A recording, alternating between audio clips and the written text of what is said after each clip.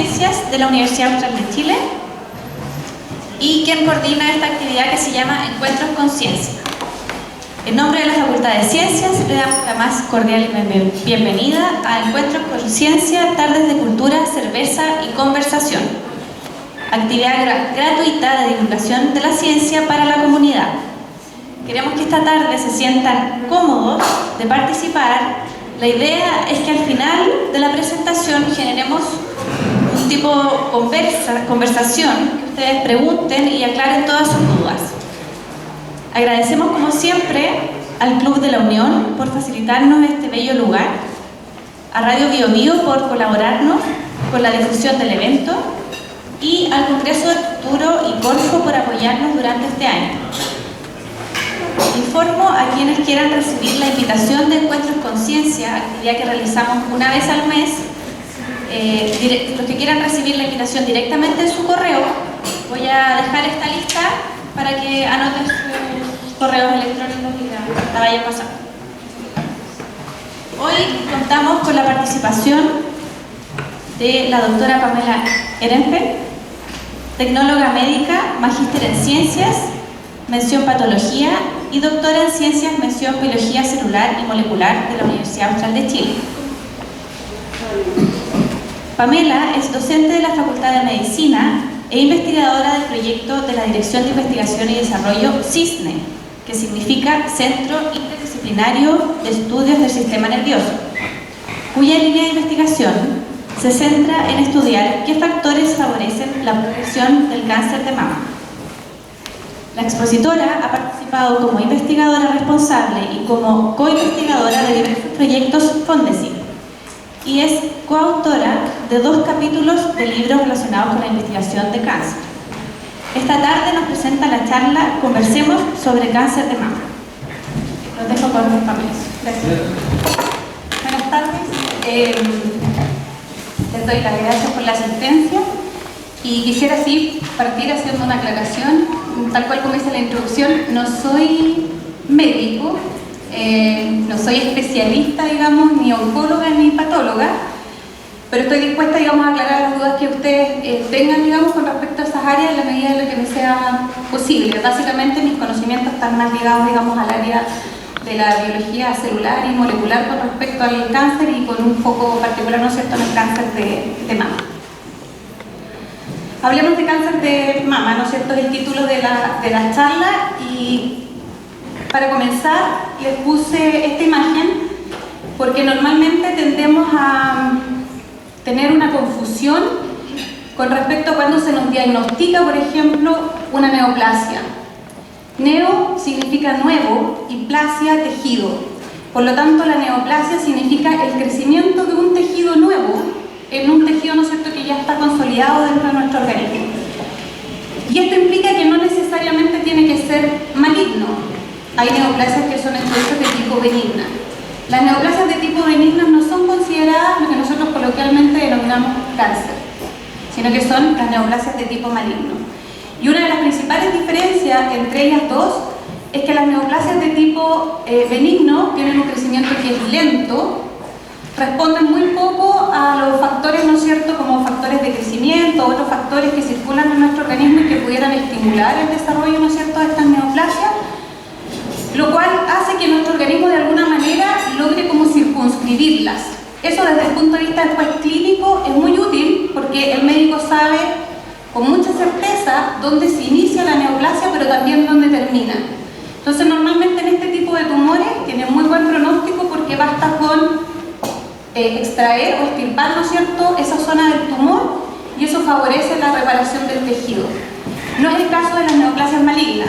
Las neoplasias malignas o el cáncer, como nosotros, ¿no es cierto?, lo definimos, tienen la particularidad de que crecen muy rápidamente, responden con gran afinidad a muchas de las citoquinas y factores de crecimiento que tenemos circulando y además presentan, y de ahí viene la imagen que les puse, un crecimiento que es con bordes infiltrativos.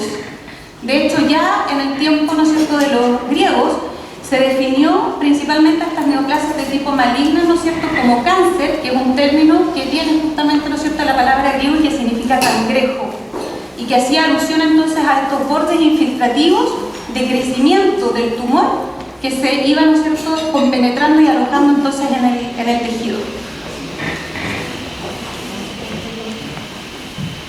El cuerpo, o nuestro organismo en general, tiene muchos mecanismos de defensa cuando somos desafiados o injuriados, ¿no es cierto?, por agentes dañinos. De tal manera que si es que estamos en algún periodo en que tenemos aumentos de estos factores que favorecen la proliferación o el crecimiento, ¿no es cierto?, la división de las células, la mayoría de los tejidos tienen la capacidad de adaptarse por un proceso que se conoce como hiperplasia. Hiper, que significa mucho, y plasia, como dijimos hace un rato, desarrollo de tejido. Entonces el tejido tiene un crecimiento, ¿no es cierto?, aumentado. Y eso perfectamente ocurre, por ejemplo, durante el embarazo, que es un mecanismo de adaptación, ¿no es cierto?, del útero, durante la lactancia, en la mama, y así en un sinnúmero de procesos que son fisiológicos. Una vez que las hormonas, los factores disminuyen, el tejido retorna nuevamente, ¿no es cierto?, a su estado normal. Sin embargo, si es que nosotros sostenemos esto por algún mecanismo que ya deja de ser fisiológico, el tejido muchas veces se adapta en una segunda etapa en un proceso que se conoce como displasia, y que lo que básicamente nos indica es que el tejido sufre un desorden con respecto a las características de ese tejido normal. ¿Por qué lo menciono hoy día? No es el caso del cáncer de mama, pero sí de otros tipos de cáncer. La displasia es considerada hoy en día una condición pretumoral o precancerosa, y es lo que intentamos pesquisar, por ejemplo, en el caso de las mujeres al hacernos el Papa Nicolau. O es de también un buen pronóstico, ¿no es cierto?, si es que en algún momento se extirpa un tumor que se sospecha que es maligno, pero solo se demuestra que hay displasia del tejido, significa que todavía no es cáncer, ¿sí?, sino que es solo un mecanismo de adaptación frente al daño que se está sufriendo. Pero sí es una condición de riesgo. Hoy en día se habla que para desarrollar un cáncer al menos tienen que darse 2 hits o 2 golpes letales en un tejido. Y se considera que la displasia es como tener ya un hit. En el caso de las, por ejemplo, del Papa Nicolau, si ya se pesquisa, ¿no es cierto?, que una mujer presenta displasia de las células, ¿no es cierto?, del cuello cervicuterino, lo que se le recomienda entonces es tener más cuidado con respecto a tener una pareja estable, ¿no es cierto?, uso correcto del preservativo, las vacunas que contamos hoy en día también, ¿no es cierto?, para contrarrestar uno de los principales agentes etiológicos, que es principalmente el virus del papiloma. Si esta displasia sufre entonces algún otro insulto o daño, va a dar origen en un primer minuto, ¿no es cierto?, a lo que conocemos como un cáncer in situ. In situ significa que está localizado en ese tejido, y eso igual tiene mejor pronóstico que si es que el cáncer ya es un cáncer invasivo. Si ustedes se fijan en la imagen que les puse, la principal diferencia entre ellos dos es que en el cáncer in situ este tejido todavía no rompe lo que se conoce como una membrana o lámina, ¿no es cierto?, basal, que en el fondo deja al tejido, en este caso epitelial, circunscrito a esta zona y no le permite invadir hacia el tejido cercano o hacia los vasos sanguíneos. En etapas más avanzadas, generalmente entonces de los tumores, sobre todo de tipo epitelial, el cáncer ya se vuelve invasivo. Invasivo significa que las células tienen la capacidad entonces de invadir, de migrar hacia los tejidos cercanos o hacia el torrente circulatorio, los vasos linfáticos, y desde ahí entonces realizar metástasis hacia otros órganos o tejidos.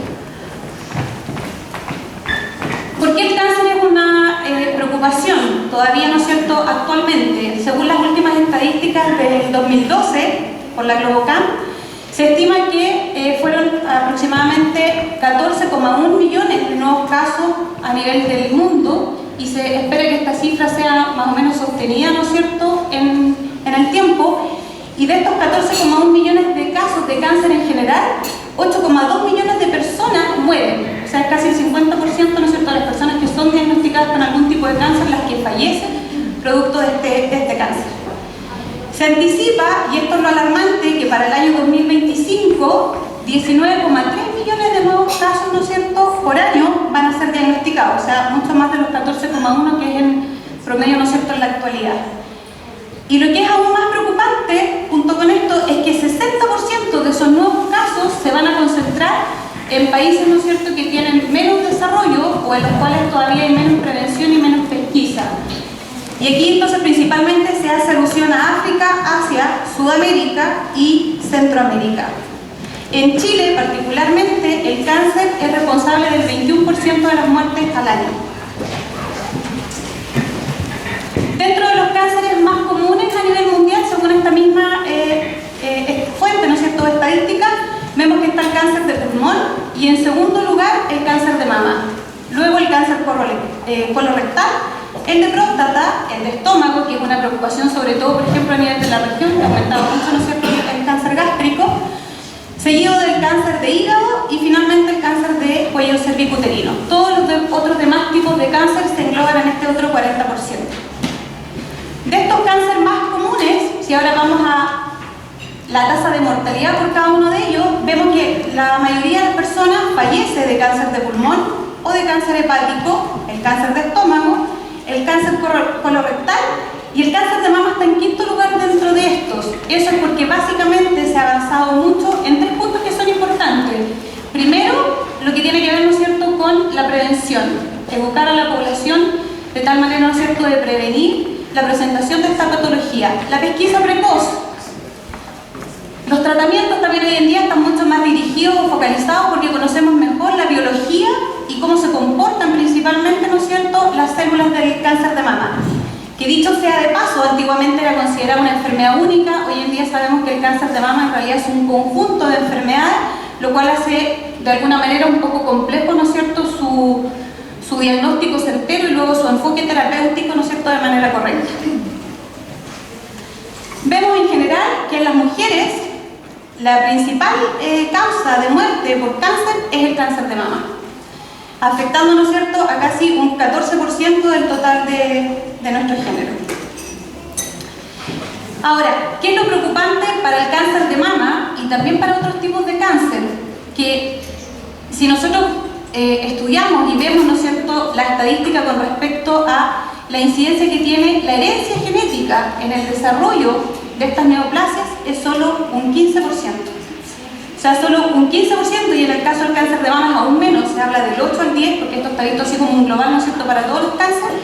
Nosotros podemos decir que el desarrollo de este tumor se debió a que heredamos algún gen, ¿no es cierto?, mutado, por ejemplo, ¿no es cierto?, desde nuestra madre, como es el caso de los que seguramente ustedes han escuchado hablar, ¿no es cierto?, de las personas que tienen alteraciones genéticas en los genes BRCA, que son principalmente un gen supresor de tumores.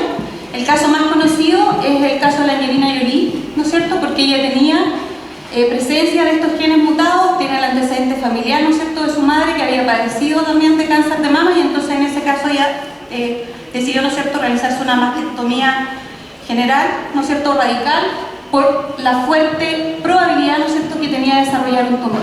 Pero ese, como les digo, en el caso del cáncer de mama es solo un 8 o un 10%, y si lo vemos en el promedio de los cánceres es solo un 15%. ¿Qué implica esto? Que el 85% de la probabilidad de desarrollar un tumor es básicamente por nuestros estilos de vida o nuestras conductas. En otras palabras, lo adquirimos. Y este 85%, la gran preocupación actual es que está dada principalmente por el sedentarismo, el sobrepeso asociado, ¿no es cierto?, al sedentarismo y la presencia de enfermedades no transmisibles, principalmente la hipertensión, la diabetes mellitus tipo 2 y la obesidad. O sea, la diabetes y la obesidad. ¿Qué es lo que provocan estas patologías? En general, no sé si ustedes habrán escuchado, pero si no lo han escuchado, al menos lo han leído. Hoy en día, si uno va a la farmacia, encuentra cremas con antioxidantes. Si vamos al supermercado, vemos cereales con antioxidantes, ¿no es cierto? El yogur, o sea, muchos alimentos hoy en día que lo estamos suplementando con antioxidantes. ¿Qué es lo que se sabe? Que principalmente en condiciones de sedentarismo, de baja actividad física, de malnutrición, metabólicamente nuestro organismo genera lo que se conoce como especies de oxígeno reactivo. Y estas especies de oxígeno reactivo, como aquí las muestro, tienen la particularidad que al tener, y esto tal vez muy químico, pero tienen unas estructuras ahí, ¿no es cierto?, libres, son capaces de modificar los lípidos de nuestros tejidos, las proteínas, los receptores, nuestro material genético, de tal manera que lo alteran nuestros componentes celulares. Y eso provoca daño en un primer lugar en un tejido, pero finalmente enfermedad en el individuo. El estrés oxidativo, como lo llamamos, que además de los hábitos alimenticios, el sedentarismo también aumenta por el estrés psicológico al cual estamos, ¿no es cierto?, sometidos por la rápida rutina que tenemos, ¿no es cierto?, en el día a día. No solamente entonces causa mutaciones a nivel del DNA, sino que hoy en día se dice que es uno de los principales agentes etiológicos o causales de la diabetes mellitus, de la obesidad, de la hipertensión, y por lo tanto también genera el principal agente que causa muerte hoy en día en la población, que son las patologías cardiovasculares, que están en primer lugar por sobre el cáncer. ¿Qué es lo que ocurre entonces en las células en general, pero especialmente lo vamos a enfocar ahora en las células cancerígenas? Esta es una célula normal. Todos los días nuestras células sufren daños a nivel de nuestro material genético, pero así como sufren daños, tienen sistemas para reparar estos daños. Normalmente entonces tenemos proteínas o moléculas que están sensando si el DNA sufre un daño. Si eso ocurre, le dice a la célula no puede dividirse, no puede generar una célula hija hasta que este daño se repare. Y se le da un tiempo a la célula para que ocurra este proceso de reparación. Vienen nuevamente, ¿no es cierto?, estos se han denominado como guardianes de nuestro material genético, revisan que el material genético haya sido corregido, y si eso ocurrió de manera eficientemente, se le permite a la célula dividirse entonces en 2, en 3 o en más células, dependiendo, ¿no es cierto?, las necesidades de ese tejido. Pero lo que quiero con esto decir es que se corrigen las alteraciones y se le permite a las células seguir en una condición normal. ¿Cuál es el problema con el cáncer? Particularmente, que la mayoría de las mutaciones ocurren principalmente en estos guardianes del DNA. Por lo tanto, la célula sufre una mutación, no hay algún guardián que revise que esta mutación ocurrió, tampoco hay quien corrija si es que la mutación se reparó o no se reparó, y entonces la célula se divide con esa mutación y en el siguiente ciclo de división va adquiriendo mutaciones adicionales. Y así se desarrolla entonces el clon de células neoplásicas o tumorales. Bueno, desde ahí que la principal, hoy en día, mensaje, ¿no es cierto?, a la población es que tenemos que adoptar principalmente esta conducta y no esta. Esto ya ha sido validado en modelos animales, como nuestros modelos que tenemos aquí, ¿no es cierto?, en la fotografía, pero también, ¿no es cierto?, a nivel humano. Entonces, el principal mensaje es que tenemos que comer sano, tenemos que descansar de manera adecuada y tenemos que realizar ejercicio al menos 3 veces a la semana. Cuando decimos qué difícil, ese ejercicio implica dejar un día el auto, irnos caminando, no significa necesariamente inscribirnos en un gimnasio, ir a la clase de zumba o de pilates o no sé, sino que forzarnos, ¿no es cierto?, a salir de este estado de sedentarismo y realizar entonces una mayor actividad física. Esto mantiene a las células sanas e impide o frena el desarrollo principalmente del cáncer. ¿Y aquí le puse este término? Porque la mayoría de las veces nosotros tenemos asociado el concepto de inflamación, uno dice me dio amigdalitis. ¿Por qué? Porque podemos sentir que las amígdalas están inflamadas, ¿no es cierto? Normalmente los tejidos que se inflaman presentan lo que se denomina una tumefacción, o sea, hay un aumento del volumen local del tejido, presentan un aumento del calor. Si yo me toco la zona inflamada, ¿no es cierto?, siento que esa zona está produciendo más calor, que se debe a una mayor llegada, ¿no es cierto?, del flujo sanguíneo. Y normalmente hay una pérdida de función, etc. Hay ciertas características de la inflamación propiamente tal que yo las puedo ver. Sin embargo, en los últimos aproximadamente 7 años se pudo determinar que tanto para el cáncer como para la diabetes tipo 2, para la obesidad, para las enfermedades incluso, ¿no es cierto?, neurodegenerativas, etc., los individuos presentamos una etapa previa a estas manifestaciones, es decir, como quien dice, un estadio previo a cuando se me hace evidente que yo tenga algún tejido inflamado. Y esto se denominó inflamación, pero de bajo grado.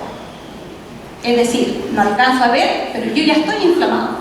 Y la principal característica de esta inflamación de bajo grado es que aumentan principalmente los niveles de las moléculas relacionadas al estrés oxidativo y también las citoquinas proinflamatorias que son responsables de estas patologías, como son la interleuquina 1 y el TNF. Entonces, si vemos aquí, tenemos la inflamación como eje central y es lo que tenemos que tratar entonces de evitar, porque la inflamación conlleva que la persona tenga obesidad, desarrolle diabetes tipo 2, sea hipertenso y con ello las enfermedades cardiovasculares, ¿no es cierto?, la formación de las placas de ateroma, la formación de un trombo, los infartos vasculares. No menos preocupante porque está aumentando en la población actual las enfermedades autoinmunes, cuando mi sistema inmune se desregula y ahora me ataca. En vez de defenderme, mi sistema inmune, ¿no es cierto?, ataca mi propio cuerpo. y principalmente las patologías, ¿no es cierto?, que son neurodegenerativas. Entonces, antes de llegar a esto, lo que tenemos que evitar es la inflamación de bajo grado. ¿Cómo lo evitamos? Manteniendo nuevamente un balance en aumentar nuestros niveles de antioxidantes y disminuir nuestros niveles, ¿no es cierto?, de estrés oxidativo. Y ahí hay varias líneas para contrarrestar eso. Uno de ellos es la alimentación, que también vamos a hacer un cierto hincapié al final de las charlas, mantener, ¿no es cierto?, una dieta adecuada. Lo segundo es descansar, como decían, ¿no es cierto?, los ratoncitos. Y cuando hablamos de descansar, es en lo posible no estar echados o tendidos en la cama mirando tele. No estar tendidos en la cama con el videojuego, sino que descansar tanto el cuerpo como la mente. Hoy en día, ¿no es cierto?, se le ha hecho mucho hincapié a este descanso de la mente. Está todas estas nuevas, ¿no es cierto?, teorías y terapias del mindfulness o de las terapias de relajación, el escuchar música de relajación, el tomarse un tiempo para intentar no pensar y aquietar la mente. Eso se ha visto que baja estas moléculas que producen la inflamación de bajo grado. Y si nosotros logramos disminuir eso y frenar eso, vamos a prevenir todas estas patologías, incluido el cáncer. Entonces, ¿qué tipo de factores medioambientales y de estilos de vida me van a hacer más propensos a desarrollar algún tipo, ¿no es cierto?, de patología, especialmente el cáncer? Obviamente, como decíamos, el sedentarismo, las bebidas alcohólicas, el sobrepeso, el bajo consumo de agua, el bajo consumo de frutas, si tengo o no alguna alteración genética, si tengo o no altos niveles de estrés oxidativo que me generen nuevas mutaciones genéticas en este grupo del 85% de la población que no heredó ningún gen mutado. Sus genes se mutaron en el transcurso de su vida. Y el tabaco, que es uno de los principales agentes entonces inductores de cáncer. De hecho, si ustedes se fijan aquí, el cigarrillo, si revisamos y los círculos, tanto en intensidad de color como en tamaño, hacen hincapié con cuál tipo de cáncer de pulmón está más asociado, no sale básicamente, ¿no es cierto?, el cáncer de mama, pero sí fuertemente, ¿no es cierto?, el de pulmón o el de esófago. Entonces, es una causa importante hoy en día de un sinnúmero de cánceres y además se ha visto que el cigarrillo aumenta nuestros niveles de estrés oxidativo y disminuye, ¿no es cierto?, nuestros niveles de antioxidantes. Entonces, a tener cuidado con eso.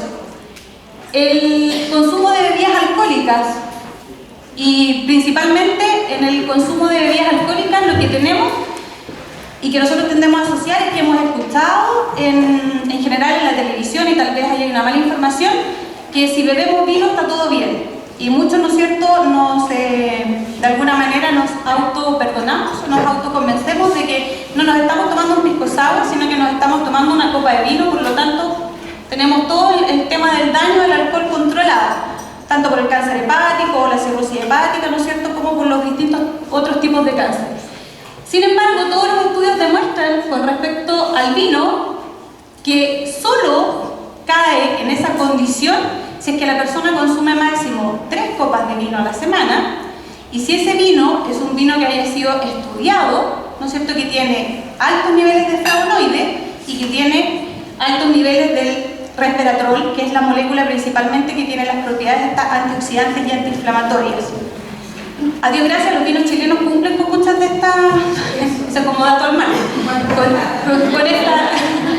con estas condiciones, pero no por eso tenemos que dejar de lado entonces, ¿no es cierto?, la norma que serían máximo 3 copas de vino, ¿no es cierto?, a la semana, ojalá por el tema del hígado, dejando un día para que el hígado se regenere, ¿no es cierto?, se recupere, y tratando de evitar todo otro tipo de bebidas alcohólicas, ron, pisco, tequila, etc.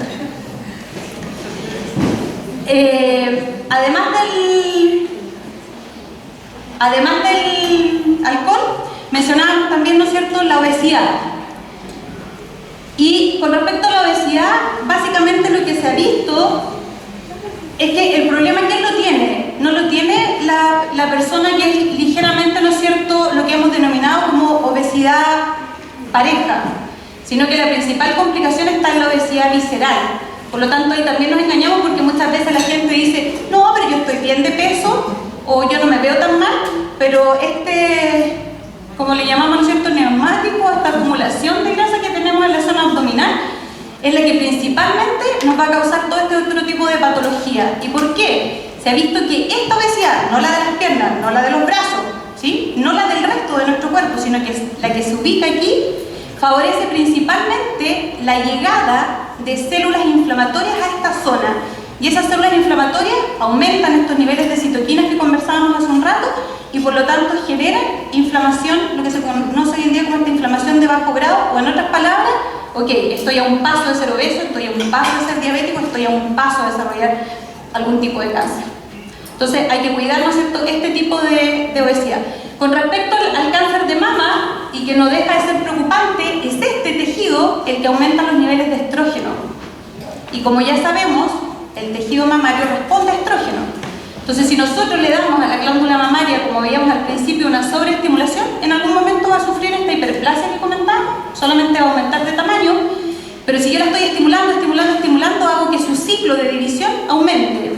Como lo acelero, todos los puntos que tenemos para controlar que ese ciclo ocurra de manera adecuada, se pierden. Y por lo tanto las células adquieren mutaciones y se comienza a dividir con esas mutaciones. Entonces viene el desarrollo de la neoplasia.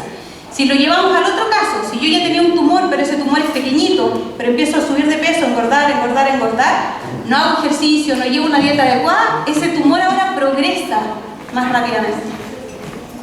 ¿Qué significa eso? Que si en una persona que tiene esos puntos controlados, tal vez el tumor se iba a tomar 5 años en llegar a una etapa invasiva. En el caso de una persona que tiene malos hábitos alimenticios, que tiene, ¿no es cierto?, sobrepeso, que además vive estresado, etcétera, se puede demorar 1. Entonces, esa es una de las cosas, ¿no es cierto?, que tenemos que tener cuidado. Bueno, y además, el tejido adiposo aumenta los niveles de insulina. Y con los niveles de insulina, ¿no es cierto?, se produce, y principalmente junto con los niveles de insulina también se favorece los niveles de una molécula que se conoce como resistina, de ahí viene el nombre de resistencia a la insulina, porque lo que hace principalmente el tejido adiposo visceral al secretar esta resistina es que la resistina impide que la insulina haga su trabajo. Y el principal trabajo de la insulina es favorecer que la glucosa ingrese a nuestros tejidos, ¿no es cierto?, periféricos y sea utilizada, sobre todo a nivel muscular. Entonces, la persona queda con altos niveles de glicemia, diabético, con altos niveles de insulina, porque la insulina tampoco está ejerciendo su acción, y se genera entonces la insulinoresistencia, la diabetes y con ello el cáncer, ¿no es cierto?, y las otras patologías. De hecho, aquí les muestro, ¿no es cierto?, que en la diabetes tipo 2 en general, las personas presentan mayores niveles inflamatorios, presentan hiperglicemia y presentan insulinoresistencia. Todo esto básicamente lo que hace es aumentar las moléculas o factores de crecimiento que favorecen la proliferación de las células tumorales y al mismo tiempo un mecanismo de control, que es lo que veíamos al principio, que si la célula está mutada, nuestro organismo, ¿qué es lo que hace? La envía a un programa de muerte que se conoce como apoptosis, que en el fondo es que el organismo le dice a esa célula: como usted tiene mutaciones, suicídese. Por eso se llama muerte celular programada o muerte, ¿no es cierto?, suicida de esa célula. Eso no ocurre si es que yo tengo diabetes tipo 2. Eso no ocurre si yo tengo insulinoresistencia. Y por eso entonces la célula tumoral puede seguir proliferando y ese tumor puede seguir creciendo. Porque esto igual sigue siendo una preocupación, porque se espera de aquí al 2035 que el número de obesos doble, que el número de diabéticos sea el doble y que el número de hipertensos sea el doble. Entonces se habla que de aquí al 2035 vamos a tener una pandemia mundial y con ello asociado el doble, entonces casi el doble, como veíamos, ¿no es cierto?, de casos de cáncer. Ahora, en el caso particular del cáncer de mama, tenemos estos factores que hemos conversado, ¿no es cierto?, pero también tenemos otros asociados a la patología. Se ha visto principalmente entonces que hay factores genéticos, como comentábamos recién, que tienen que básicamente ver con las regulaciones hormonales y principalmente a nivel del estrógeno, pero también hay factores biológicos y ambientales, como son: si la mujer alcanza la menopausia a edades más tardías, ¿no es cierto?, 55 años en adelante, se asume que hay un mayor riesgo de cáncer de mama. Si es que hay antecedentes de cáncer de mama en la familia, sobre todo en personas directas, ¿no es cierto?, sobre todo hermanas o madres. El inicio de la menstruación a edades tempranas también se considera entonces un factor de riesgo, porque es mucho más tiempo el en que el organismo y sobre todo los tejidos dependientes de estrógenos están expuestos entonces a este estrógeno. No haber tenido hijos, porque básicamente se ha visto, ¿no es cierto?, que a mayor número de embarazos, y lo mismo, ¿no es cierto?, a mayor tiempo de lactancia al bebé, el riesgo de cáncer de desarrollar cáncer de mama es menor. Ese también es un tema preocupante, ¿no es cierto?, actualmente, porque la tasa de natalidad está disminuyendo y el número de hijos también está disminuyendo. El primer embarazo después de los 30, que también hoy en día la maternidad, ¿no es cierto?, cada vez se está posponiendo mucho más, sobre todo, ¿no es cierto?, por las grandes exigencias que tenemos en la vida laboral las mujeres. El cáncer de matriz, ¿no es cierto?, o en ovarios también es un factor de riesgo. El uso de anticonceptivos orales, aun cuando actualmente se han desarrollado desde el punto de vista farmacológico cada vez mejores, por así decirlo, anticonceptivos, todavía siguen siendo de alto impacto, ¿no es cierto?, tanto para el cáncer de mama, para los cánceres, ¿no es cierto?, de tipo cervicuterino y también para los accidentes vasculares en las mujeres. El consumo de tabaco, como comentábamos, el consumo de grasas saturadas y el alcohol. ¿Por qué la mama y esta relación? Porque el tejido mamario es altamente dependiente de los estrógenos. Entonces, por eso, ¿no es cierto?, nos afectan todos estos otros factores. Y la mama por sobre, ¿no es cierto?, otros tejidos. ¿Qué es lo más importante? Y esto es algo que nos hacen hincapié, pero las mujeres a veces somos un poco porfiadas y también posponemos esto.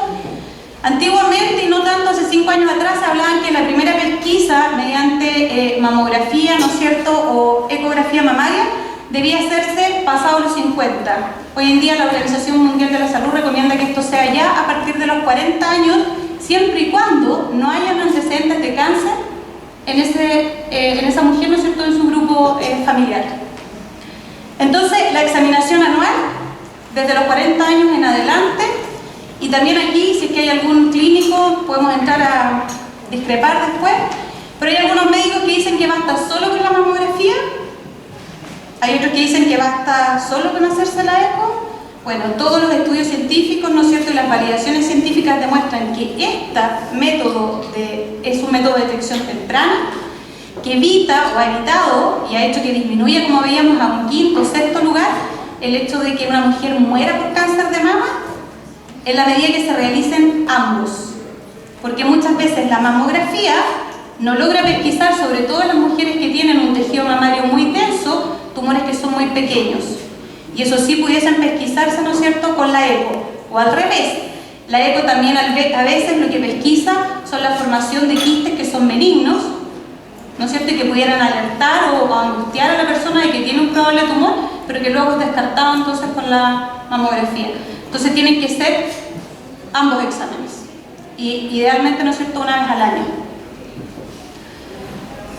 La autoexaminación, tan cuestionada hoy en día, y vamos a conversar por qué, ¿no es cierto?, su cuestionamiento. Uno debiera realizarse esta autoexaminación de pie, como vemos, en distintas posiciones, con los brazos hacia arriba, con las manos en las caderas, inclinándonos hacia adelante, también recostadas, ¿no es cierto?, sobre la cama. Revisar la mama desde fuera hacia la zona del pezón, haciendo una ligera compresión, tratando de determinar si es que hay algún crecimiento anormal, ¿no es cierto?, como una especie entonces de tumorcito en la zona de la mama. Eso es uno, pero también, ¿no es cierto?, tenemos que estar siempre alertas a si la mama presenta, si ya presenta, ¿no es cierto?, un tumor, ya es un signo de alerta, a pesar de que también aquí hay que tener cuidado. Entre un 80 o un 90% muchas veces de los tumores que se pesquisan por autopalpación no son necesariamente cáncer. Como decíamos hace un rato, puede ser una neoplasia benigna, porque muchas veces son crecimientos principalmente del tejido adiposo o del tejido del estroma que sostiene a la mama. Pero aún así, ¿no es cierto?, tenemos que estar atentos a eso. Ya es más complicado si la mama presenta retracción en alguna zona, si es que presenta hundimiento del pezón, si es que hay secreciones por parte del pezón o si es que hay un enrojecimiento en la piel. Pero ¿qué es lo complicado? De que nos confiemos de la autoexaminación, porque ese es otro riesgo que las mujeres corremos, que decimos, no, pero yo estoy siempre revisando las mamas y no he encontrado nada. Y fui al control con el ginecólogo o la ginecóloga y le pedí que me examinara y dijo que estaba todo bien. Y entonces pasa un año y mejor no me hago la mamografía, ¿no es cierto?, ni la ecografía mamaria. ¿Por porque además, ¿no es cierto?, no son económicas, hay que decirlo, muchos sistemas de previsión tampoco lo están cubriendo, ¿no es cierto?, FONASA, y las colas en los hospitales también son largas, entonces todo eso como que a veces nos va haciendo, ¿no es cierto?, posponer esta decisión de realizarnos el examen a tiempo. Pero esto ya es tarde. Actualmente se sabe que cuando una mujer se pesquisa un tumor, si este tumor resulta ser un tumor maligno, o sea, si resulta ser un cáncer, como vemos aquí, el tumor ya es altamente heterogéneo. ¿Y qué significa que sea heterogéneo? Que hay células que están presentes en ese tumor que, por ejemplo, ya adquirieron la capacidad de realizar invasión y metástasis. Por lo tanto, la probabilidad de que ese sea un tumor que ya no es in situ, sino que sea invasivo y metastásico, es muy alto. Entonces, el llamado es a pesquisarlo antes. Y de hecho se ha visto que, te repito, no tengo ningún ecógrafo, no tengo ningún mamógrafo, no estoy asociado con ningún médico ni con ninguna instancia aquí en el local, solo, ¿no es cierto?, de lo que demuestra la literatura. Si una mujer logra pesquisarse un tumor mamario maligno, pero de menos de 2 centímetros, su tasa de sobrevivencia alcanza el 95%, o incluso el 100% con la remoción quirúrgica y el tratamiento hormonal, porque la mayoría de los casos esos tumores son respondedores a hormonas, a tratamientos hormonales. No ocurre lo mismo si el tumor ya es un poco más grande, y de hecho por eso hablamos de progresión tumoral. Al parecer el tumor cuando comienza no siendo tan agresivo, pero a medida que le permitimos mantenerse en el tejido, adquirir más de estas mutaciones y ir creciendo, se va haciendo cada vez más malo. Y mientras más malo es más difícil de tratar. Con respecto a que las células sean heterogéneas y que tengan distintos comportamientos, aproximadamente el 2009, cuando yo me encontraba realizando el postdoctorado que le llaman, que es cuando recién empecé a estudiar el tema del cáncer, salió una publicación que yo siempre la cuento en todas mis charlas, se la doy a todos mis alumnos de la Facultad de Medicina y todo, que decía los 6 poderes diabólicos de una célula tumoral. Ese fue el título que le puso el investigador a su paper. Y que hablaba entonces que las células tumorales, a diferencia de nuestras células sanas, eran realmente diabólicas, eran malas, porque eran capaces de escapar a estos mecanismos de control que a una célula normal la hacen ir hacia la muerte, porque al tumor le da lo mismo si nosotros lo alimentamos o no lo alimentamos, él genera su propio alimento. Todo lo que necesita para crecer, él se lo autogenera o autoproporciona, de tal manera que rápidamente alcanza la capacidad de hacer metástasis, que finalmente lo que mata a la mayoría de las personas con cualquier tipo de cáncer. No es el tumor primario, es el tumor metastásico.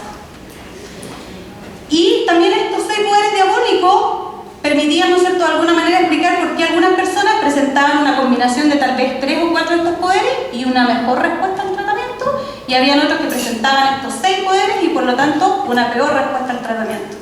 Esto fue el 2009 o 2010, no recuerdo exactamente, pero por esa fecha. Hoy en día ya se habla entonces de los 10 poderes diabólicos de una célula tumoral, ya publicado, ya incluido en los textos. Sin embargo, cuando uno va a los congresos, los científicos ya están hablando de 14 o incluso más poderes diabólicos de una célula tumoral. Es decir, el tumor ha adquirido también en la progresión, ¿no es cierto?, en los años del cáncer, cada vez capacidades nuevas para mantenerse en el organismo, ¿no es cierto?, con mayor capacidad, ¿no es cierto?, de malignidad. En el caso del cáncer de mama, los principales sitios de metástasis son el hueso, el pulmón, el hígado y menos frecuentemente el cerebro. En el caso de la metástasis ósea, que es una de las más frecuentes, una de las principales complicaciones, ¿no es cierto?, es que el tumor desarrolla moléculas que llevan rápidamente a la mujer además a desarrollar osteoporosis. Entonces, junto con el cáncer, viene todo esto de otro tema, ¿no es cierto?, que es el riesgo de fractura, la necesidad de prótesis, ¿no es cierto?, o cirugía desde el punto de vista traumatológico. Y además, la otra complicación, que esa podríamos decir que es la menor, es que la mayoría de las terapias farmacológicas que tenemos no son suficientemente eficientes para llegar al tejido óseo, porque es un tejido de difícil llegada desde el punto de vista de la quimioterapia.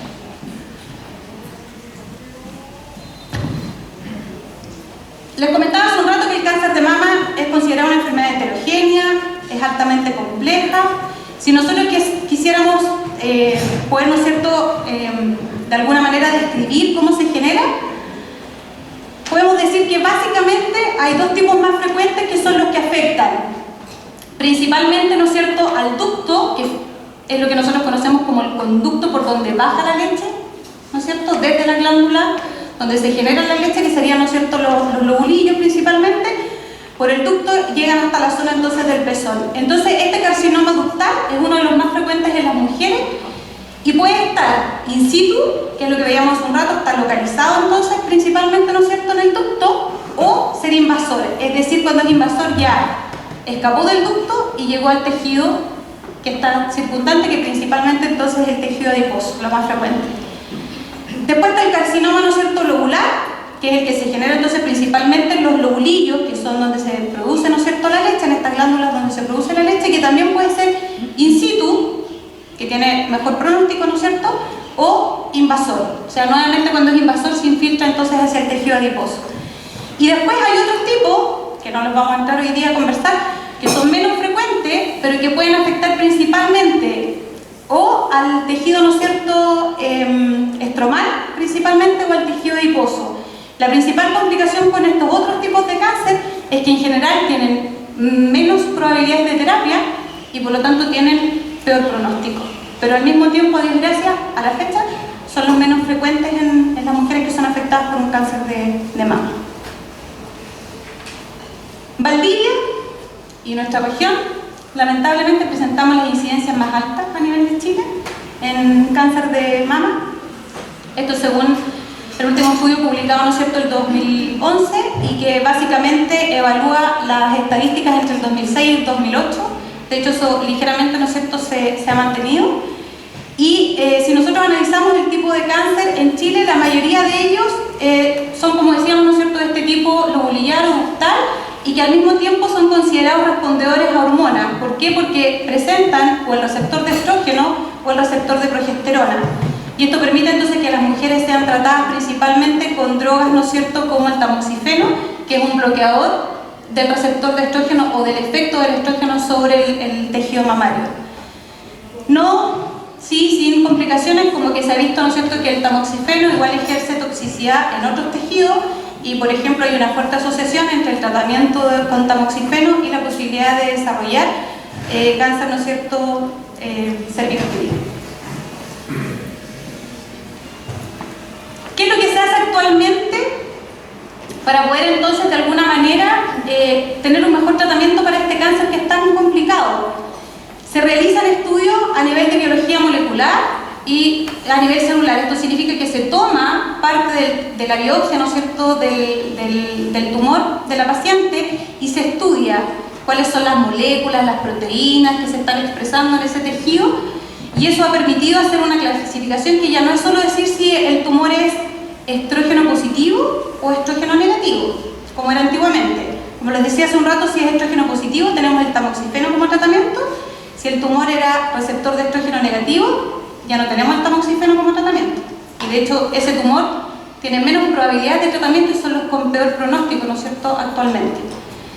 Pero sin embargo, además de estos receptores hormonales o receptores de estrógeno, se vio que habían algunas otras variantes que hacían complicado el tratamiento y también el diagnóstico de los pacientes con cáncer de mama. Otra familia de receptores, que principalmente es para los factores de crecimiento que tenemos circulando, son las de la familia que se conoce como EGFR, y dentro de ellos uno escucha de repente, ¿no es cierto?, en la población o lee los artículos que se habla de esta molécula, el ERF2, que es el tipo 2 de los receptores de esta familia, que son 4 miembros. Entonces hay pacientes con cáncer de mama que no expresan este receptor y que tienen mejor pronóstico. Hay otros pacientes que expresan principalmente o sobreexpresan este receptor y que actualmente tenemos una mejor posibilidad de tratamiento porque el conocer que el receptor existe ha favorecido el desarrollo de herramientas, ¿no es cierto?, farmacológicas, principalmente anticuerpos, para bloquear la acción de este receptor. Entonces tenemos pacientes como las luminales A, que tienen buena respuesta porque tienen los receptores, ¿no es cierto?, hormonales, y por lo tanto se puede utilizar en ellas lo que se conoce como hormonoterapia.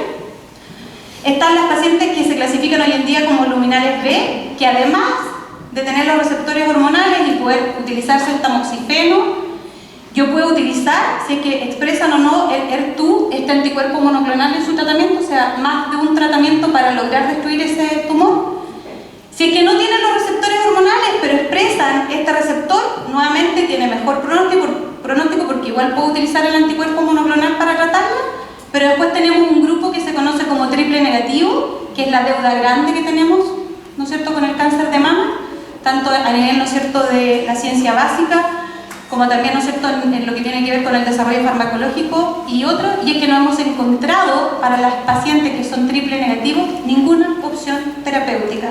Cuando hablamos de triple negativo significa que estas pacientes no tienen receptor de estrógeno, no tienen receptor de progesterona y tampoco tienen este otro receptor. Por lo tanto, las posibilidades de tratamiento son muy bajas y son actualmente entonces los tumores con más mal pronóstico.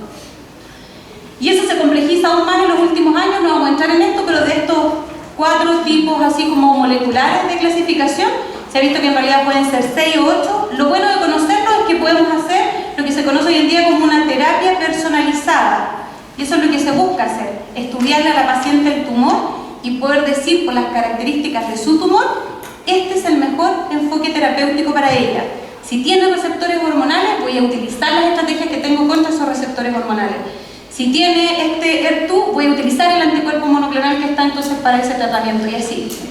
Terapia personalizada, que es la única opción, ¿no es cierto?, que tenemos para el futuro.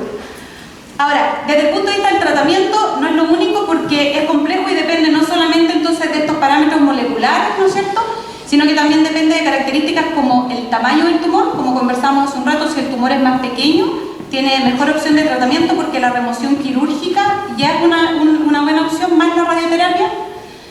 Si es que presenta compromisos hacia los ganglios linfáticos o linfonodos, porque si ya hay compromiso, el tratamiento tiene que ser más agresivo, pues un poco, ¿no es cierto?, más difícil que si no lo presenta. La edad de la paciente, si el cáncer es sensible o no a ciertas hormonas, y si el cáncer presenta o no, como conversamos, este gen que se conoce como HER2, o este receptor tipo 2.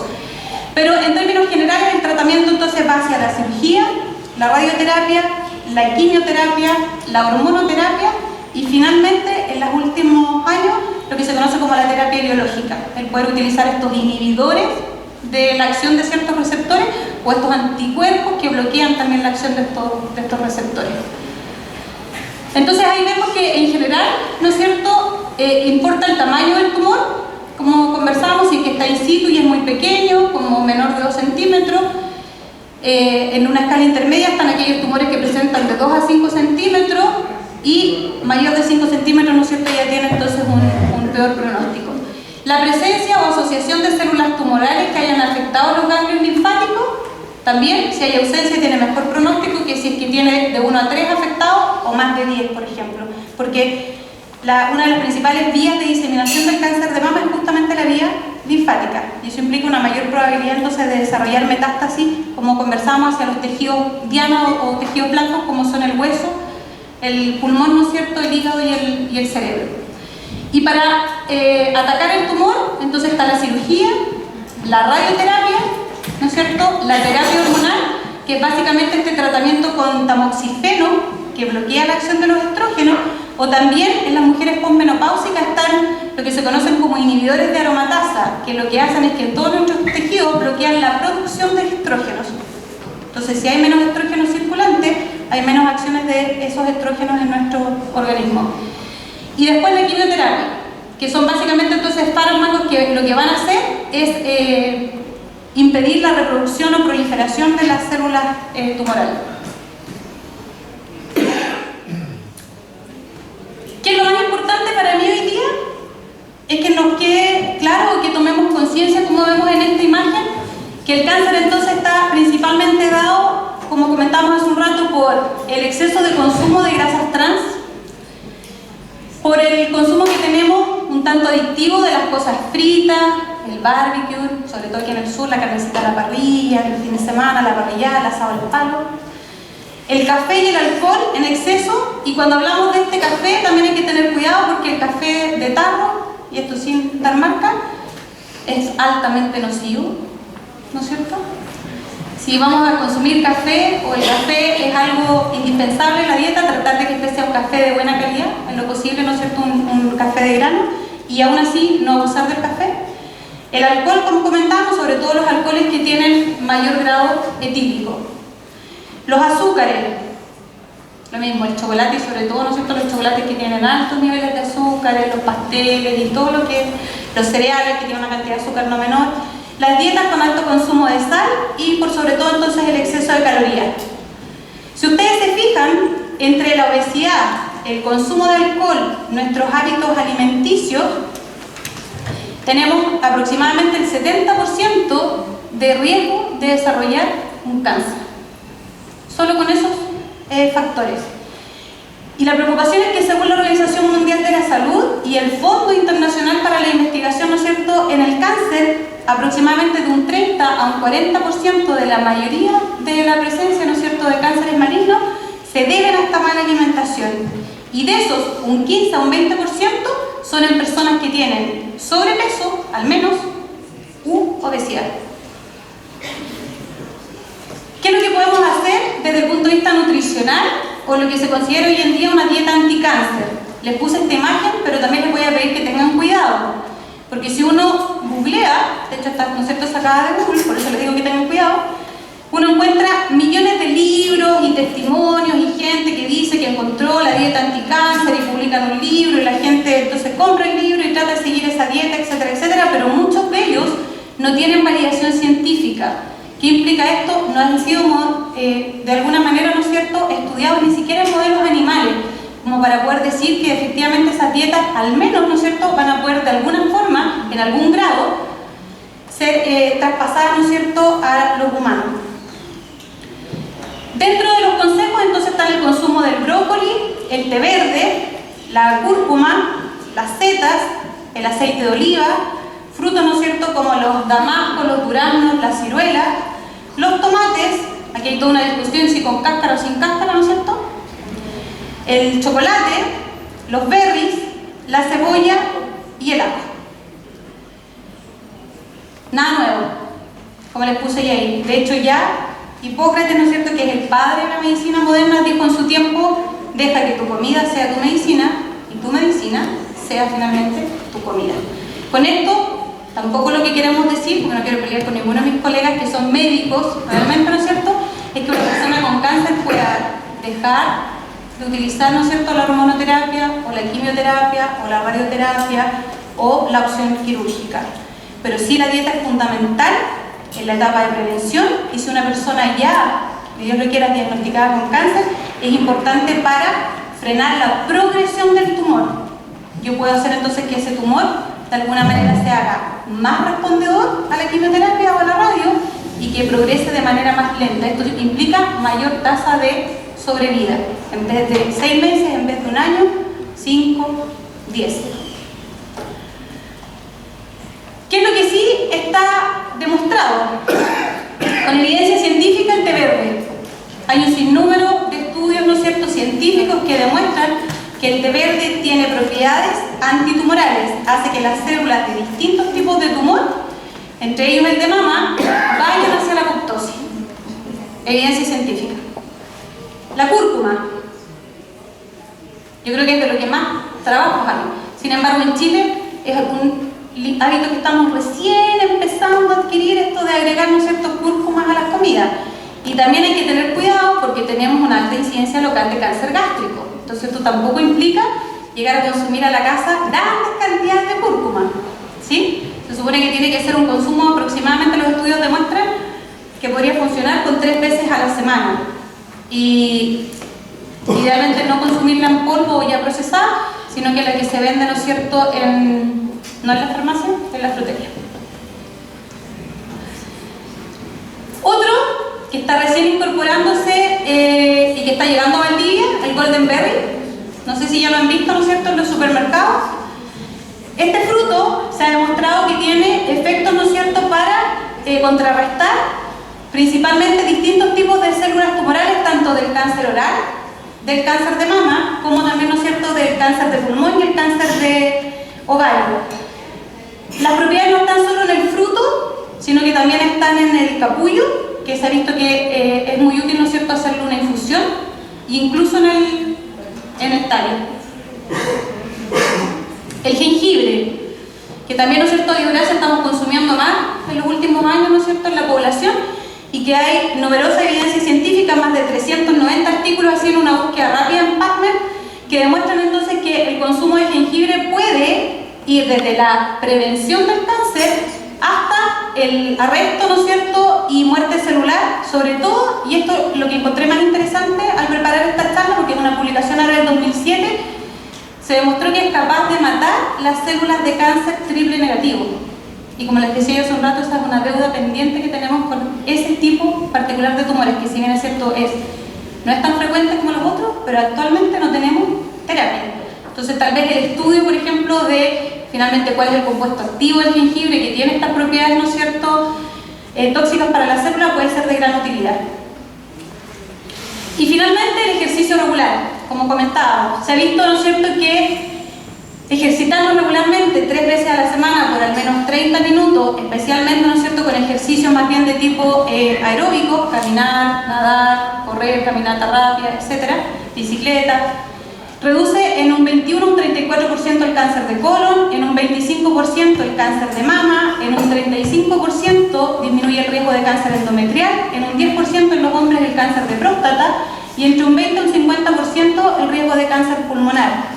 Y de hecho hay una publicación que salió en 2016 que demuestra que particularmente para el cáncer de mama, si las mujeres se ejercitan 3 horas a la semana, o sea, ya no los 30 minutos que es como lo mínimo que nos piden, sino que 3 horas a la semana, se reduce en un 40% el riesgo de desarrollar cáncer de mama. Y eso es altísimo. Con solo hacer ejercicio, todavía no le sumamos la dieta, todavía no le sumamos el mantener la mente en calma. Entonces, la prevención, la detección temprana, ¿no es cierto?, de alguna manera se dice que podría llegar a eliminar el cáncer. Yo creo que no lo vamos a eliminar, pero sí, ¿no es cierto?, bajar considerablemente su tasa estadística o su tasa de morbilidad.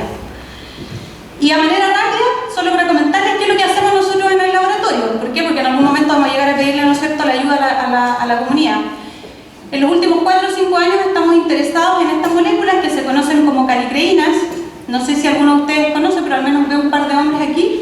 Una de ellas, que es la calicreína 3, porque son una familia de 15 miembros que actúan en conjunto, así como la cascada de la coagulación, que impide que un vaso sanguíneo cuando se rompe, ¿no es cierto?, sufra hemorragia.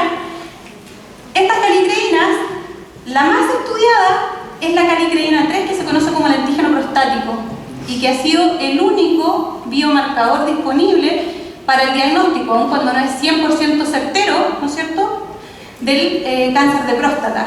Pero es la mejor manera que tenemos de hacer, ¿no es cierto?, un screening del cáncer de próstata sumado a la examinación por parte, ¿no es cierto?, del médico. Para el caso del cáncer de mama tenemos una deuda porque no hay biomarcadores específicos. Y nosotros lo que estamos haciendo entonces en el laboratorio es que estamos interesados en estudiar estas moléculas que se han visto que son reguladas, o lo que nosotros hemos visto que son reguladas por esta inflamación de bajo grado y que pensamos que podrían estar, al igual como la calicreína 3 o el antígeno prostático que está aumentado en los pacientes con cáncer de próstata, tal vez algunas de estas podrían estar aumentadas en los pacientes con cáncer de mama. Y nuestros resultados a la fecha demuestran que estas se expresan en distintos tipos de estos cánceres de mama.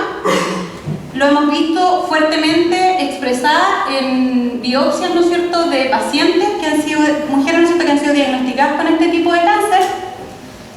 Y hemos visto que además están asociadas a un componente de mayor malignidad, es decir, cuando están aumentadas ese tumor es más maligno que cuando están normales, o en valores, ¿no es cierto?, más bajos.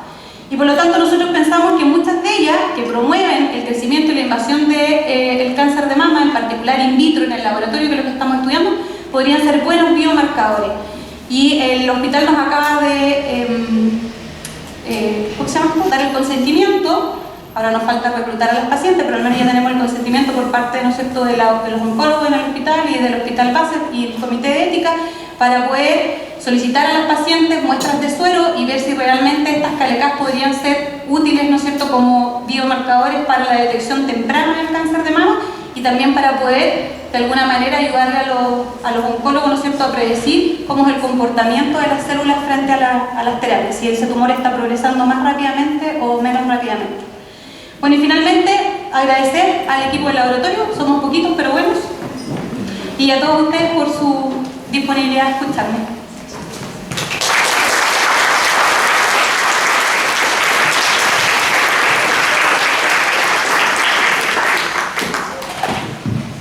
Ahora viene la parte de las preguntas, así que quien quiera hacer preguntas, diga.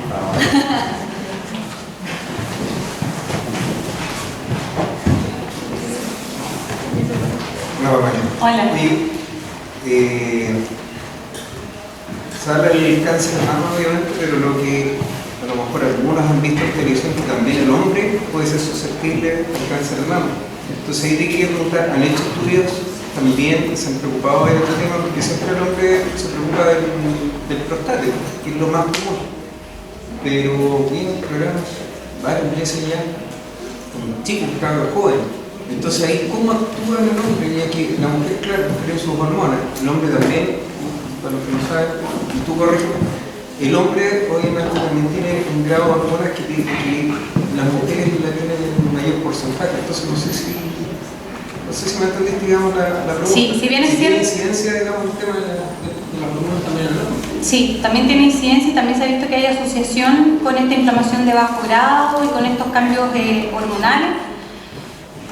Sobre todo también a nivel de ¿cómo se llama esto? De estas citoquinas proinflamatorias y la relación que tienen los hombres con enfermedades asociadas, diabetes, hipertensión, obesidad.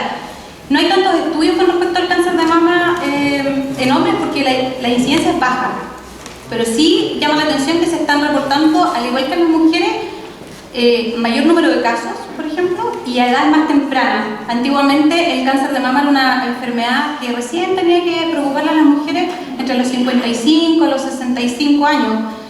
Hoy en día en Chile los primeros casos reportados en la literatura afectan a mujeres de 22 años. Y eso habla de un poco lo que veníamos conversando, cómo todos estos estilos de vida autoagresivos que hemos ido adquiriendo y autopermitiéndonos están haciendo de que justamente esta patología sea una patología cada vez más temprana. Los textos muestran con mucha claridad que antiguamente cuando tú les enseñabas, por ejemplo, a tus alumnos que se iban a dedicar como el área, ¿no es cierto?, más bien médica, ok, el cáncer es una patología, pero usted tiene que preocuparse, como les decía yo, pasado los 65, porque toda la gente en algún momento muere de cáncer. Eso decían los libros, o mucha gente muere de cáncer, pero a los 90 años.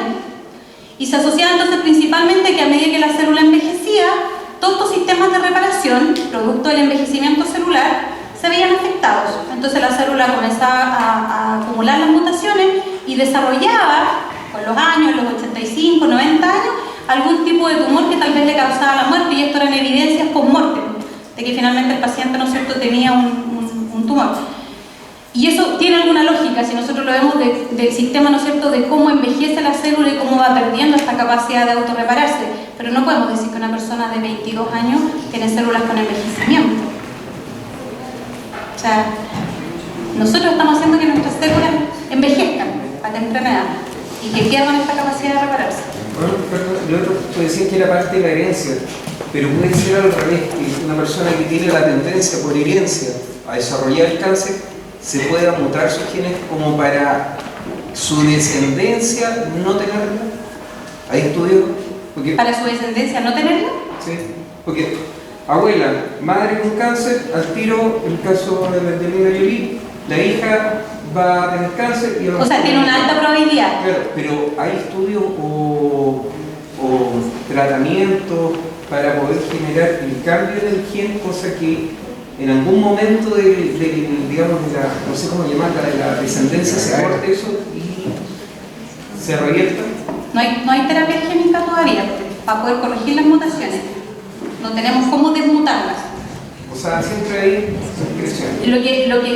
No sé si creciendo, lo que sí, por ejemplo, en el caso de Angelina Jolie, ella tenía una alta probabilidad de desarrollarlo, lo cual no significa que necesariamente lo iba a desarrollar, pero el riesgo era alto. Frente al riesgo tú tomas la decisión.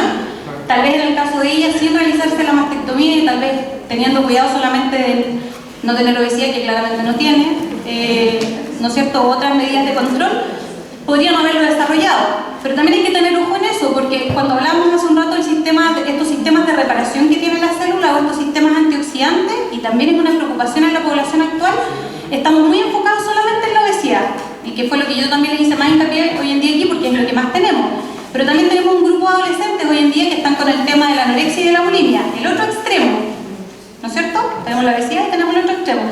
En nuestro organismo la respuesta frente al exceso y frente a lo que nos falta es básicamente lo mismo en términos de defensa, porque todos estos mecanismos antioxidantes se generan producto del metabolismo. Todos los días nosotros, cuando nuestras células realizan metabolismo celular, con la energía que le damos, glucosa o lo que sea, hidrato de carbono, proteínas, lípidos, se generan estas especies de oxígeno reactivo, pero nosotros tenemos enzimas dentro de la célula que nos protegen y después consumimos alimentos con propiedades antioxidantes. La vitamina C, la vitamina A, la vitamina E, son antioxidantes naturales que consumimos y que nos protegen. ¿Qué es lo que pasa en las niñitas que son anoréxicas, bulímicas? El organismo baja su tasa de metabolismo, ¿no es cierto?, a un nivel basal, y entonces lo primero que hace la célula es que dice, ok, si no estoy generando especies que me van a provocar daño, ¿para qué voy a alimentarme de los mecanismos que las contrarrestan? Entonces deja de tener las enzimas que nos protegen y deja de captar los nutrientes que nos protegen. Y por lo tanto ese tipo de pacientes se ha visto que son más susceptibles a desarrollar también cáncer. O sea, no solamente el extremo de la obesidad, también el otro. Yo quería saber qué pasa con la hormona que tienen las carnes. Buena pregunta. El pollito es una mentira. Lo puedo decir fehacientemente. La otra sé si fehacientemente. Pero tuve la oportunidad en 2014 de hacer una estadía en Estados Unidos en una universidad X, para no hacerle propaganda a nadie. Pero en esa universidad estaba como la eminencia a nivel mundial que estudia las aves y que lo llaman todas las semanas. No estaba mucho de hecho porque distintos lugares del mundo, ¿no es cierto?, viendo todo este tema de cómo las aves se contaminan con un virus, con otro virus, cómo protegerlas mejor, etcétera, etcétera. Y un día en la conversación salió esto de que en Chile estábamos muy preocupados por el tema de la alta carga hormonal en las aves y el hecho que las niñitas entonces estaban teniendo esta menarquia precoz y este desarrollo más precoz y todo. Y él me dijo que mentira más grande que alguna vez se dijo y se repite y se repite y se repite. Y me dijo, por favor, tú si el día de mañana tienes la oportunidad de decir que eso es una mentira, porque además él es chileno, porque se fue muy temprano allá, porque me da una pena, me dijo, cómo a nuestro país le han hecho un daño a la población, sobre todo en ese sentido, que ha hecho de que deje de consumir esa carne que es más sana, y la mamá, ¿no es cierto?, con el concepto de que el pollo le hace mal, mejor le da un bistec. Y el problema, me dijo, ahí sí tenemos un problema, es en la producción de carnes rojas en nuestro país. La cantidad de hormonas, de anabólicos, de antibióticos y de sustancias que tiene la carne, dice que es, pero increíble. O sea, es más, si tú tienes la posibilidad de comprar carne de otro país, yo le dije, no, adiós, gracias. Yo tengo la suerte que mi papá todavía tiene un pedacito por ahí de tierra y entonces todavía tenemos gallinas felices, huevos felices, tomates sin químicos, carnecitas sin químicos. Pero sí, la carne roja hay que tener cuidado, no solo por lo que conversábamos recién. Uno de los carcinógenos es el hecho de consumirla, digamos, a la parrilla, porque se ha visto que en otros países donde la carne se consume cocida en agua, como quien dice cuando la abuelita nos daba la cazuela a uno, no es problema. Si uno se comía la carne a la olla con puré, no es problema. El problema está principalmente en la carne esta que es, ¿no es cierto?, sometida a los gases y y ya está como quemado de la grasa, que es el que finalmente es dañino para la salud. Hola Pamela, gracias por la exposición. Me quedó dando vuelta y me sorprendió harto el porcentaje que tú hablabas del 85% y del 15%, que el 15% era más bien genético, el 85% por nuestro estilo de vida. Entonces tengo dos preguntas. La primera era por qué sigue siendo la herencia o si tienes una madre, por ejemplo, con algún tipo de cáncer, sigue siendo una condición de riesgo. Porque está en ese 15%. Porque está Y en el caso del cáncer de mama es de un 8 a un 10, es un poquito menos, porque esa cifra general es viendo el cáncer en general. En el caso del cáncer de mama es de un 8 a un 10%, pero sigue siendo un 8 a un 10% de probabilidad, ¿no es cierto? O sea, de todos los cánceres de mama en mujeres, solamente un 8 a un 10% de ellas tienen un componente genético que fue heredado. ¿no es cierto?, desde su antepasado, normalmente, ¿no es cierto?, desde la madre. Y la otra era, con respecto, si este 85% se provoca por nuestro estilo de vida, ¿qué lleva al cuerpo a desarrollar un cáncer, por ejemplo, de estómago o de hueso o de próstata? Pensando, no sé, en cualquiera de nosotros que llevamos un estilo o nos alimentamos mal, cómo el cuerpo se manifiesta el cáncer en distintas partes de nuestro organismo. Bueno, porque claramente hay tejidos que son más sensibles, digamos, a estos cambios. De hecho, por lo mismo veíamos que está claramente a nivel mundial que hay cánceres que son más frecuentes. Aún así, también después tenemos diferencias que nuevamente están asociadas, por una parte, al background genético, aun cuando no lo podemos, como quien dice, clasificar en este 10%. Pero yo les dije, así como a lo largo de la charla, que hoy en día se habla que para desarrollar un cáncer tienes que tener 2 hits o 2 golpes letales. Esto significa al menos 2 mutaciones en genes importantes que controlan que la célula se divida. Muchos de nosotros podemos tener uno de esos hits heredados, pero como es uno, no se expresa. ¿Se entiende? Está ahí como de manera silente. Basta que venga otro y ahora esa célula sí se va a hacer una célula tumoral. Entonces, también se ha visto la asociación, ¿no es cierto?, que si tú tienes antecedentes de cáncer de próstata en tu familia, tú igual podrías desarrollar cáncer de próstata digamos tú o tu descendencia, que era un poco la pregunta, que no sé si la contesté bien, aun cuando no hay un gen que yo pudiera pesquisar para decirte que tú tienes el riesgo de sufrir eso. No es como el BRCA en el caso de las mujeres, que ya está súper estudiado y que se sabe, y que yo puedo decir, ok, si estos están sobreexpresados, entonces hay una alteración genética. En estos otros, no, porque tú puedes tener una mutación en cualquiera de los genes que controla sobrevivencia, o sea que la célula, como decíamos, si es que la célula está anormal, nuestro organismo debiera enviarla a suicidio. Pero si yo ya tengo una mutación ahí, esa célula no va a ir a suicidio.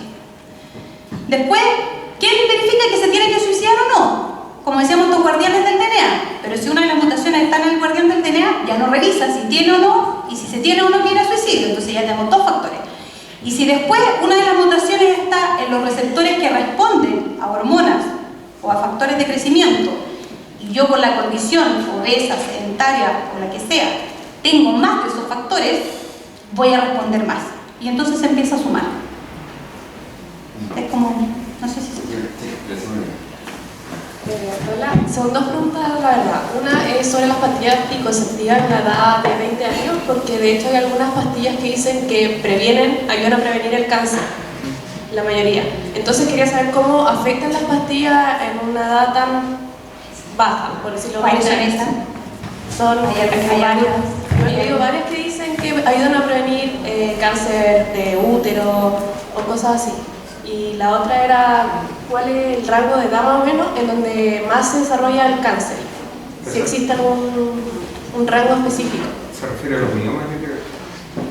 Claro, yo creo que está orientado no al cáncer, porque los miomas no son cáncer. Es lo que un poco decíamos al principio, son neoplasias de tipo benigno. Es un desarrollo exagerado del tejido, pero que no es maligno y que normalmente se operan porque traen otras complicaciones que son mayor sangramiento, un periodo menstrual más abundante, la anemia que se asocia a ese mayor sangramiento y otros problemas fisiológicos, pero que no son que la persona va a morir por tener un mioma. Pero mi tía tuvo un mioma que nunca se trató y le dio un sarcoma. Pero dice eso que decía que fue el mioma, mi papá es ginecólogo. Y se dejó cortar tu tía y eso evolucionó a que se vaya complicando, mutando y llegó a eso. Y ahí es donde... Bueno, ahí hay una gran controversia por parte de los ginecólogos, porque por ejemplo en mi familia a mi mamá le tuvieron que sacar el útero por miomas. Nosotras todas hemos desarrollado miomas después de los embarazos. Y la indicación, por ejemplo, actual es que el mioma es un tumor benigno que no maligniza. Por lo tanto, a menos que tú tengas algún otro tipo de complicaciones, como yo les he dicho, asociadas a eso, la indicación no es removerlo quirúrgicamente. Bueno, sí, o sea, por eso te digo, si es que no es un mioma gigante que le traiga, ¿no es cierto?, alguna otra complicación, si no tiene complicaciones asociadas, no debiera retirarse porque no hay riesgo, eso es lo que demuestran los estudios, de que se malignicen. Las neoplasias en general benignas no derivan en neoplasias malignas, en su mayoría, por eso es que son de tan buen pronóstico.